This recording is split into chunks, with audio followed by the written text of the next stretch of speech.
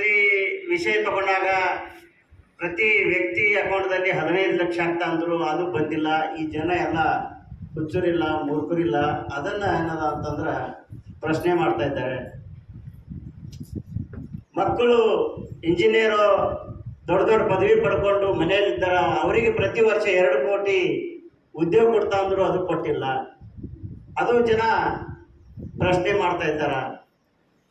ಅದಕ್ಕೆ ಬಿಟ್ಟು ಈ ದೇಶದ ರೈತರಿಗೆ ದುಡಿ ಏನದ ಅಂತಂದ್ರೆ ಫಾಯ್ದಾ ಮಾಡ್ತೀನಿ, ಕೃಷಿಯಲ್ಲಿ ಅಭಿವೃದ್ಧಿ ತರ್ತೀನಿ ಅಂತಂದ್ರು ಎಲ್ಲ ರೈತರಿಗೆ ಲಾಠಿ ಚಾರ್ಜ್ ಮಾಡಿ ಅವ್ರಿಗೆ ದೊಡ್ಡ ದೊಡ್ಡ ಕೇಸ್ ಹಾಕಿ ಜೈಲಿಗೆ ಹಾಕ್ತಾ ಇದ್ದಾರೆ.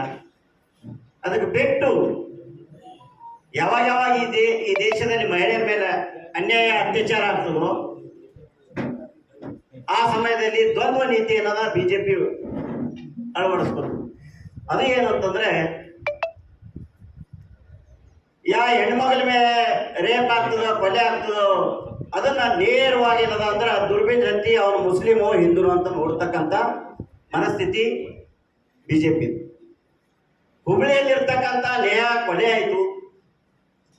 ಆ ಕೊಲೆ ಆರೋಪಿ ಮುಸ್ಲಿಂ ಆಗಿರ್ಬೋದು, ಅವನಿಗೆ ಮೊಟ್ಟ ಮೊದಲನೇದಾಗಿ ಕಠಿಣ ಶಿಕ್ಷೆ ಆಗಬೇಕು, ಅದು ಸತ್ಯದ ಆಗ್ಲೇಬೇಕು. ಅದೇ ರೀತಿಯಾದಂತ ಆ ಕೊಲೆ ಆದ್ಮೇಲೆ, ನೇಹಾ ಕೊಲೆ ಆದ್ಮೇಲೆ ಬಿಜೆಪಿ ನಡ್ಡಾ ಹಿಡ್ಕೊಂಡು, ಅಮಿತ್ ಶಾ ಹಿಡ್ಕೊಂಡು, RSS ನ ಮುಖಂಡರು ಹಿಡ್ಕೊಂಡು ಬಿಜೆಪಿ ಎಲ್ಲ ನೇತಾರು ಏನದ ಅವ್ರ ಮನೆಗೆ ಸಾಂತ್ವನ ಹೇಳಿಕೆ, ಅದು ಒಂದು ಧರ್ಮ ಮತ್ತು ಜಾತಿ ಮಧ್ಯದಾಗ ದೊಡ್ಡ ವಿಷಯ ಮಾಡಿ ಆ ಒಂದು ಮುಖಾಂತರ, ಆ ಚಡಿ ಮುಖಾಂತರ ಅದಕ್ಕೊಂದು ಸ್ಟೆಪ್ ಮಾಡಿ ರಾಜಕೀಯದಿಂದ ನಾವು ಲಾಭ ಪಡ್ಕೋಬೇಕಂತಂದು ಹಿಂದೂ ಮುಸ್ಲಿಂ ಅಂತಂದು ಹೇಳಿ ಈ ರಾಜ್ಯದಲ್ಲಿ ದೊಡ್ಡ ಚರ್ಚೆಗೆ ಒಳಪಟ್ಟು ಇನ್ನ ಎಲೆಕ್ಷನ್ ಮುಗಿದಿಲ್ಲ ಅಂಥದ್ರಲ್ಲಿ ಬಿಜೆಪಿ ಮತ್ತು JDS ನ ಮೈತ್ರಿ, ನಾನೊಬ್ಬ ಸಂಘಟನೆ ಜನರ ಧ್ವನಿ ಸಂಘಟನೆ ಪ್ರಮುಖ ಆಗಿರೋ ಕಾರಣಕ್ಕಾಗಿ ನನ್ನ ಹೇಳ್ತಕ್ಕಂಥದ್ದು ಅನಿವಾರ್ಯ ಅದ.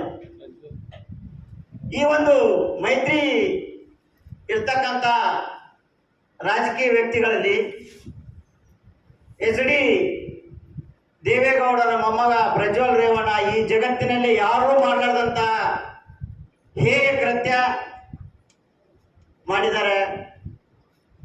ಅಂತ ಕೃತ್ಯಕ್ಕೆ ಯಾರು ಕೂಡ ಬಿಜೆಪಿಯವರು ಮತ್ತೆ ಹಿಂದೂ ಅಂತ ಎದೆ ತಡ್ಕೊಂಡು ಹೇಳ್ತಕ್ಕಂಥ, ದೇಶದಲ್ಲಿ ದಂಗೆ ಹಚ್ಚತಕ್ಕಂಥ, ಧರ್ಮದಲ್ಲಿ ದಂಗೆ ಹಚ್ಚತಕ್ಕಂಥ ಬಿಜೆಪಿ RSS ನ ಯಾವ ವ್ಯಕ್ತಿಗಳು ಕೂಡ ಆದಂತ ಹೆಣ್ಮಕ್ಕಳಿಗೆ ಸಾಂತ್ವನ ಹೇಳ್ತಕ್ಕಂಥ ಸೌಜನ್ಯ ಕೂಡ ಮಾಡಿಲ್ಲ.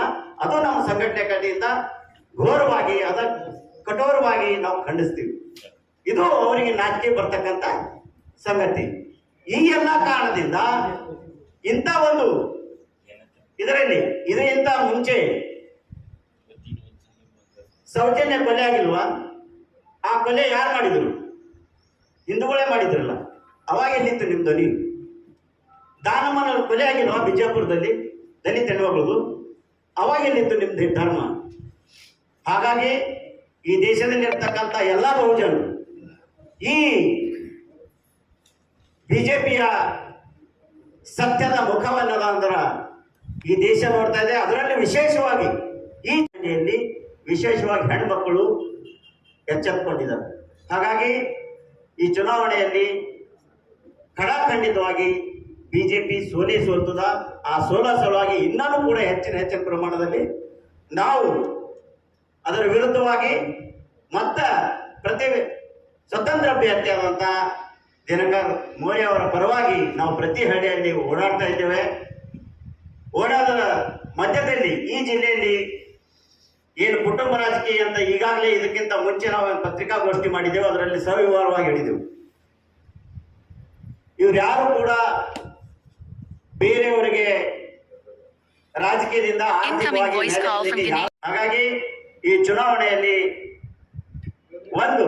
ಇವರಿಗೆ ಪಾಠ ಕಲಿಸಬೇಕಾದ್ರೆ ಈ ಜಿಲ್ಲೆಯ ಜನ, ಈ ಲೋಕಸಭೆಯ ಜನ ಒಬ್ಬ ಒಳ್ಳೆಯ ವೈದ್ಯ ದಿನಕರ್ ಅವರಿಗೆ ಜನ ಬೆಂಬಲ ಸೂಚಿಸ್ತಾ ಇದ್ದಾರೆ.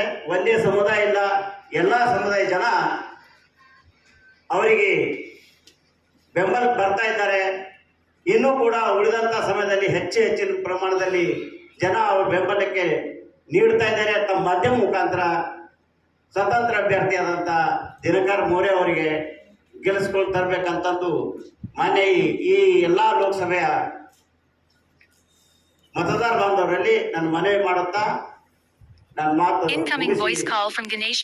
ವೀರಧರ್ ಸಾಹೇಬರಿಗೆ ನಮ್ಮ ತಂದೆ ವಯಸ್ಸಿರ್ತಕ್ಕಂಥ ನಿಮ್ಮ ತಂದೆ ಆಗಿರ್ಬೋದು, ಈ ಎಲ್ಲ ಜಿಲ್ಲೆಯ ಎಲ್ಲ ಹಿರಿಯರು ಅವರ ತಾತ ಭೀಮಣ್ಣ ಖಂಡ್ರೆಯವರಿಗೆ ಈ ಜಿಲ್ಲೆಯ ಜನ ವೋಟ್ ಹಾಕಿದ್ದಾರೆ, ಮಿನಿಸ್ಟರ್ ಮಾಡಿದ್ದಾರೆ, MLA ಮಾಡಿದ್ದಾರೆ.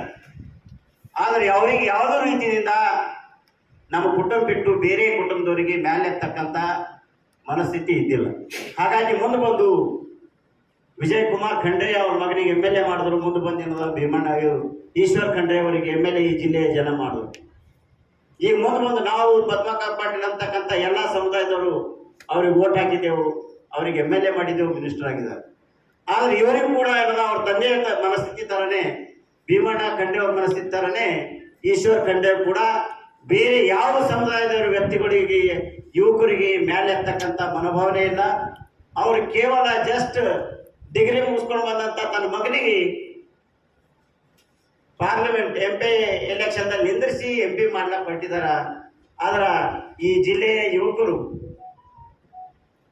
ಯುವಕರು ಮುಗ್ಧರಾಗಿ ಸಾಗರ್ ಅವರಿಗೆ ಸೂರ್ಯ ಚಂದ್ರ ಭೂಮಿ ಮೇಲೆ ಇರೋದಂದ್ರೆ ಸ್ವರ್ಗ ನರಕ ಅಂತಕ್ಕಂಥ ಸ್ವರ್ಗ ಇವನೇ ಎಲ್ಲರೂ ಕೂಡ ನಮಗ ಭಗವಾನ್ ಅಂತಕ್ಕಂಥ ಏನು ತೋರಿಸ್ಲತ್ತಾರಲ್ಲ, ಎಲೆಕ್ಷನ್ ಮುಗಿದು ರಿಸಲ್ಟ್ ಬಂದು ಮರುದಿನನೇ ನಿಮ್ಮ ಅವ್ರ ಬಾಗಿಲು ಒಂದು ಏನು ಚಪ್ಪಲಿ ನಿಂದಿರ್ತಾವ ಅದೇ ಜಾಗದಾಗ ಇವ್ರು ನಿಂದಿರ್ಸ್ಕೊತ ಬಂದಾಗ ನಿಂದಿರ್ಸ್ತಾರೆ. ಸೊ ಈ ತಮ್ಮ ಮಾಧ್ಯಮ ಮುಖಾಂತರ ತಾವು ಆತ್ಮಾವಲೋಕನ ಮಾಡ್ಕೊಡ್ರಿ.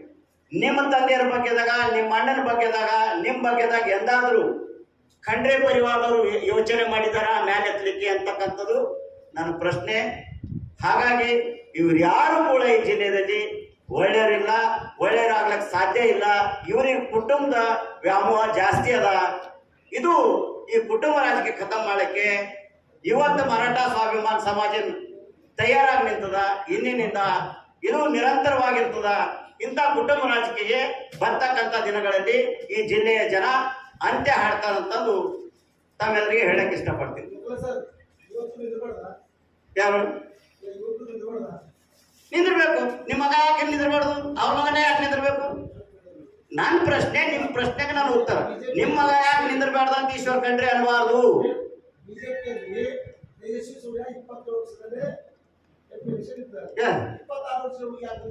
ನಾನೇನ್ ಹೇಳ್ತಾ ಇದ್ದೀನಿ, 26 ವರ್ಷದ್ದು ಮಗ, ಕುಂಬಾರನ ಮಗ ಯಾಕೆ ನಿಂದಿರಬಾರ್ದು? ಅವನಿಗೆ ಯಾಕೆ ನಿಂದಿರ್ಸ್ಬೇಕು? ನಿಂದಿರ್ಸಬಾರ್ದಂತ ಈಶ್ವರ್ ಖಂಡ್ರೆ ಯಾಕೆ ಅನ್ಬಾರ್ದು? ಕೂಬಾ ಯಾಕೆ ಅನ್ಬಾರ್ದು?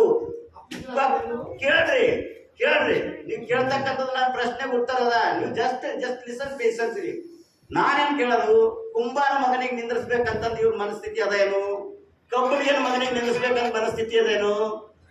ಮರಾಠ ಇಷ್ಟು ಜನ ಹೆಚ್ಚು ಸ್ವಾಭಿಮಾನ ಜನ ಕಣ್ಣು ಮುಚ್ಚಿ ಓಟ್ ಹಾಕೋತ ಬಂದು BJP ಎಂದು ಹುಟ್ಟಿ ನಡೆದು ಇಲ್ಲಿ ತನಕ ಎಂದಾದ್ರೂ ಇವರಿಗೆ MLA ಟಿಕೆಟ್ ಕೊಟ್ಟಾರೇನು? MP ಟಿಕೆಟ್ ಕೊಟ್ಟಾರೇನು? ಯಾಕೆ ಇವ್ರ ಮನಸ್ಸಿಗೆ ಏನದಾದ್ರೆ ಸ್ವಾಭಿಮಾನ ಈ ಮರಾಠ ಸಮಾಜಕ್ಕೆ ಮೇಲೆ ಎತ್ತಬೇಕಂತ ಯಾಕೆ ಮನಸ್ಸಿಗೆ ಬರ್ತಾ ಇಲ್ಲ? ಅವ್ರ ಮಗನೇ ಕಾಣುತ್ತಾನೆ. 26 ವರ್ಷನೂ ನಿಮ್ಮ ಮಗ ಯಾಕೆ ಕಾಣ್ತಾ ಇಲ್ಲ? ನನಗೆ ನೇರವಾದಂಥ ಪ್ರಶ್ನೆ ನನಗೆ ಕೇಳ್ದಂಗೆ ನೀವು ವಿಜಯ್ ಕುಮಾರ್ ಅವರೇ, ನನ್ನ ಹಂಬಲ್ ರಿಕ್ವೆಸ್ಟ್ ಅದ, ಈಶ್ವರ್ ಖಂಡ್ರೆ ಅವರಿಗೆ ನೆಕ್ಸ್ಟ್ ಒಂದ್ ವೇಳೆ ಬಂದು ಕುಂತಿರೋದ್ರು, ಯಾಕ್ರಿ ಸಾಹೇಬ್ರೆ ನಿಮ್ಮ ಮಗನೇ ಕಾಣ್ರಿ, ನೀವು ನಮ್ಮಂತ ಸಣ್ಣವ್ರ ಮಗ ನೀವು ಕಂಡಿಲ್ಲೇನೋ, ಯಾಕೆ ನಿಂದಿಸ್ಬಾರ್ದು? ಧೈರ್ಯ ಇದ್ರೆ ಮುಂದೆ ಬರ್ತಕ್ಕಂಥ ಪ್ರೆಸ್ ಮೀಟ್ದಲ್ಲಿ ಈಶ್ವರ್ ಖಂಡ್ರೆ ಅವ್ರಿಗೆ ಕೇಳ್ಬೇಕು. ದಯಮಾಡಿ ತಾವು ಪತ್ರಕರ್ತರು ಕೇಳ್ಬೇಕು. ಯಾಕೆ ಕೇಳಬಾರ್ದು? ಹಾ ಬೋಲು ಕೊಚ್ಚು.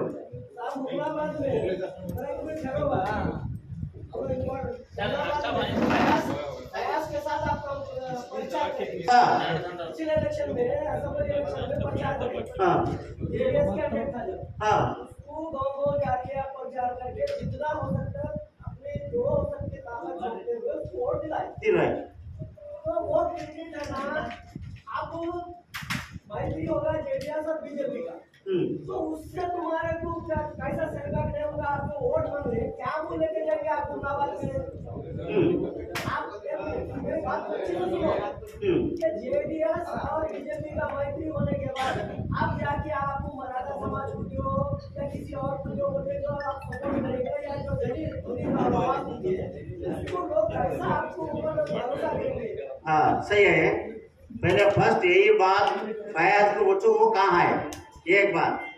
दूसरी बात जेडीएस यस जो बोल के है वो सेकुलर है, वो सेकुलर होके कम्युनल का पार्टी बीजेपी का तालमेल हो गए, दोस्ती हो गए।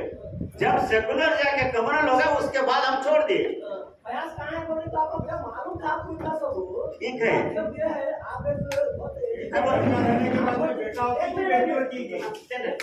आप बहुत स्ट्रांग होना करे वाले हैं।